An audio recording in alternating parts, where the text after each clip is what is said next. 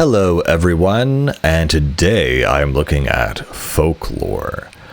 This is a weird, weird game. So in the early days of the PS3, they had this whole thing where it was like, oh wow, with next gen consoles, we can have so much data, so much detail on our disc now that the size of games are basically unrestricted. And so you had this kind of phenomenon take place where they were bragging about things like, oh, well, we have things like, you can play Blu-rays on our system because the amount of data that our system can run and our disc can hold are just way, way more massive. And so at the beginning of the PS3 era, you did have these studios that did put out these massive, massive games.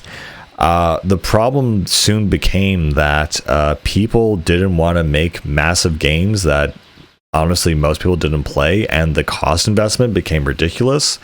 And so Folklore was one of these early games where essentially it is a very long game. It is massive. It has a very interesting kind of story and whatever, but it kind of was forgotten by people because most players didn't want to spend like 60 hours on this experience that kind of might have gotten boring or something after 5 hours or something. That being said, though, I really do like this game. It's just very, very odd how long it is and what it's like. So the main principle of Folklore from a gameplay perspective is that you basically capture these spirits or these, myths or these creatures or whatever, and you basically map them to one of the 4 buttons on the right side of the controller. And so what would kind of evolve or come about is that these creatures would kind of act like Pokemon in the sense that you can, kind of level them up and stuff, but each one of them would have a specific attack, only one attack that you could use. And so you would mix up your roster of, mythical creatures to give you different attacks in the real world. And so it was kind of like a live action Pokemon game based on Celtic mythology, which is really, really, really cool. It just never really took off. And, I think that's the reason for that is a few reasons. It kind of has, again, a high kind of time investment because, this is a very, very long game. My save file to see how many hours I put into this game because it felt very long. It also tells a pretty long story too. And the story basically revolves around these 2 characters, Ellen and Keats. And so Ellen basically returns to her home island, on this kind of remote area of the UK, where she basically reunites with her family because there's been some kind of murder or something afoot. And Keats is a sort of runs this supernatural magazine, and he's constantly looking for the next big scoop, essentially.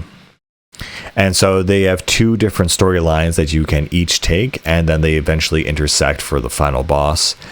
But yeah, a lot of this game is kind of just going through different universes, different worlds, weakening the fae and the spirits within with, their certain weakness or whatever, and then being able to pull their spirit out of their bodies and add it to your compendium of powers and creatures that you can use to fight. What also really impressed me about this game is not only the length of it, the scope of the story, but also the fact that the costumes are really, really advanced and interesting. And so Ellen and Keats, they get a ton of alternate costumes, and each one of them is really, really interesting and well designed. And so, of course, as you go through these mythological areas, the creatures get more and more difficult, more and more powerful to defeat until you finally come to the boss. Also, part of the story, or most of the story, is told through kind of these still cutscenes with voiceover dialogue on it, and basically you have to enrapture the mystery that has taken over the island and these strange happenings of spirits appearing at night. And so essentially, you find certain mementos in the real world, and you use those to, in the fairy world, to speak to dead spirits and uncover the mystery of the murder and what is going on in the small island village. Of course, you can enter the netherworld only at night, when you go to the bar, and all the spirits kind of convene there as kind of friendly kind of ghosts or whatever, and you can tack on certain side quests and certain requests from some of the other spirits in that area. But yeah, this game is insanely complex and long for like a no-name launch game that came out of nowhere, and there's something very distinct and special about this whole game, about Folklore, that makes it very unique. Again, the fact that it's just so well done and so long, it just makes it feel like almost 2 or 3 games in one. And again, it's so interesting how the character designs, they're definitely, it's a Japanese studio, but they don't feel like Japanese designs. So they're really adapting,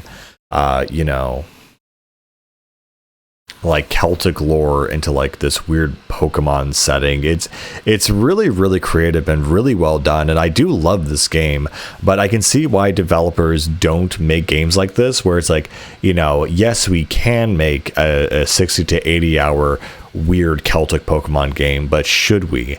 And I could see why the incentive to make games that are this size just doesn't exist, because the demand isn't there, because again, natural people won't spend that much time and money on these kinds of games.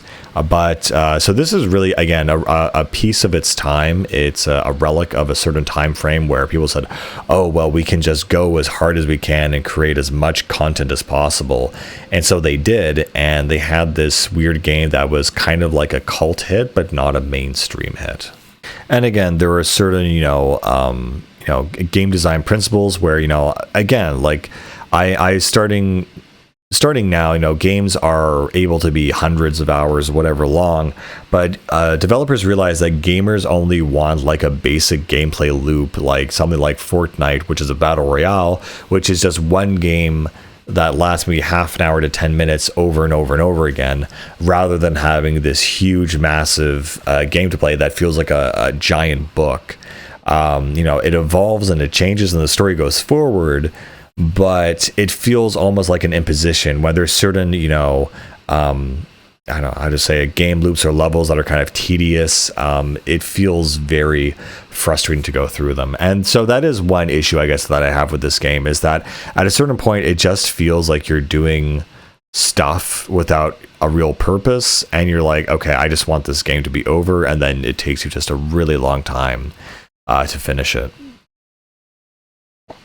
Again, I love the visual effects in this game. I love especially the later levels. They have this really weird, you go to the version of Celtic Hell, essentially, and there's this really cool design and style on the flora and fauna in these levels. And I also especially like you go to Celtic Heaven, essentially, and that's also a very, very cool level, and the special effects and whatever in the game just look really psychedelic, and I really do appreciate that. Of course, one issue with most PS3 games or PlayStation games in general is they usually take longer to load, and because this is a PS3 exclusive, its architecture is a little bit strange, and so there is just a lot of waiting time around here in this game. But it does look really, really beautiful, very abstract, very cool in general. And again, it just lasts a very, very long time. And during the day, you have to investigate with the NPCs, question people, and continue the investigation part of finding out who the murderer is. And so, again, you can either play as Keats or Ellen, both in these game scenarios. Yeah, overall, it's a very cool, fun, and very unique game. There's something about Folklore that just makes it very different from everything else that I've played. It really is one of a kind, and I don't know how else to describe it.